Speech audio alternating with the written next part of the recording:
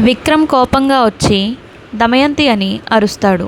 అయితే ఇంతలో దమయంతి వచ్చి, ఏంటి పేరు పెట్టి పిలుస్తున్నావు, వరుసలు మర్చిపోయావా అని అడుగుతుంది. ఇక్కడికి నేను చుట్టం చూపుగా రాలేదు, పోలీస్ ఆఫీసర్గా వచ్చాను. లీడ్ దొరికింది. రాధ మీద హత్యా ప్రయత్నం చేయించింది నువ్వే అని ఆ రౌడీ ఒప్పుకున్నాడు. నాతో పాటు వస్తావా లేదా, లేడీ కానిస్టేబుల్స్తో లాక్కెళ్ళాలా అని దమయంతిని బెదిరిస్తాడు. దమయంతి ఇలా ఎందుకు చేస్తుందిరా అని వసుంధర, సునంద, నందగోపాల్, రామచంద్ర అంటారు. కానీ దమయంతి మాత్రం సైలెంట్గా ఉంటుంది. ఇంకా ప్రియా వచ్చి నేనే ఆ నేరం చేశానని తన మీద వేసుకుంటుంది. అయితే విక్రమ్ తనని కొట్టి, ఛీ నువ్వు అసలు మనిషివేనా అని అంటాడు. ప్రియ మీ మీద ప్రేమతో చేసింది, నా మీద కోపంతో కాదు. ప్రియ నా చెల్లెలు లాంటిదే, క్షమించి వదిలేద్దామని అంటుంది రాధ. దీంతో అందరూ రాధ మంచితనం చూసి మురిసిపోతారు. మరోవైపు దమయంతి, బేబీ నువ్వు చేయని నేరం ఎందుకు నీ నెత్తిన వేసుకున్నావు అని అడుగుతుంది. ఎందుకంటే నా బలం నువ్వు, నా ధైర్యం నువ్వు, ఆఖరికి నాకున్న భరోసా కూడా నువ్వే. ఒక్క మాటలో చెప్పాలంటే నా ఆశ శ్వాస కూడా నువ్వే.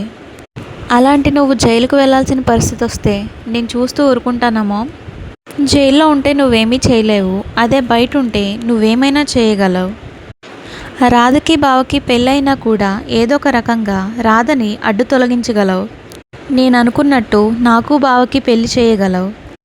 నా జీవితాన్ని సంతోషంగా చేయగలవు. అలా నువ్వు తప్ప ఇంకెవరూ చేయలేరు, ఆ దేవుడు కూడా చేయలేడు అని అనడంతో దమయంతి ఎమోషనల్ అవుతుంది.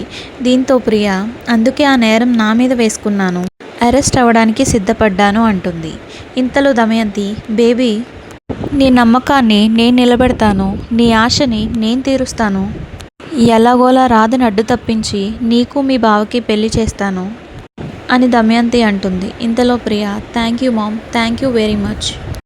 రాధ పక్కన విక్రమ్ కృష్ణ ఉన్నంతకాలం రాధనేమీ చేయలేను. పైగా ఇప్పుడు నేనే ఆ హత్యా ప్రయత్నం చేయించానని అనుమానం కూడా వచ్చింది కాబట్టి ఇప్పట్లో నేను ఇటువంటి అటాకులు చేయలేను. ఇప్పుడు అవి కరెక్ట్ కూడా కాదు. ఆలోచనే కరెక్టు, ఊహకందని ఆలోచనే కరెక్ట్.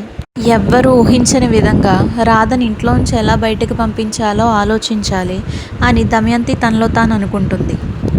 అయితే మరోపక్క రామచంద్ర రాధను దత్తత తీసుకోవాలని అనుకుంటాడు. రాధ దగ్గరికి వెళ్ళి, వద్దు, ఇక పైనుంచి నీవు నన్ను గురూజీ అని పిలవద్దు, నాన్న అని పిలువు అని అంటాడు. నేను నిన్ను దత్తత తీసుకోవాలనుకుంటున్నాను అనగా ఇంట్లో వాళ్ళందరూ షాక్ అవుతారు. నేను తండ్రిలా భావించే వ్యక్తి నన్ను కూతురులా దత్తత తీసుకుంటానంటే అభ్యంతరం ఎందుకుంటుంది అని రాధ అంటుంది. అయితే ఈ విషయం తెలుసుకొని విక్రమ్, దత్తత అంటే పిచ్చ హ్యాపీగా ఉన్నట్టున్నావు. అగ్రిమెంట్ పూర్తయ్యాక నువ్వు నా పెళ్ళానివి కాదు కదా, నీ పెళ్ళాం పీరియడ్ పూర్తవబోతుంది కదా, నీ పీరియడ్ పూర్తయిపోయిన తర్వాత నువ్వు ఇంట్లో పర్మనెంట్గా సెటిల్ అయిపోయి ఉండిపోవు కదా అని విక్రమ్ అడుగుతాడు. దీంతో రాధ ఆలోచనలో పడుతుంది.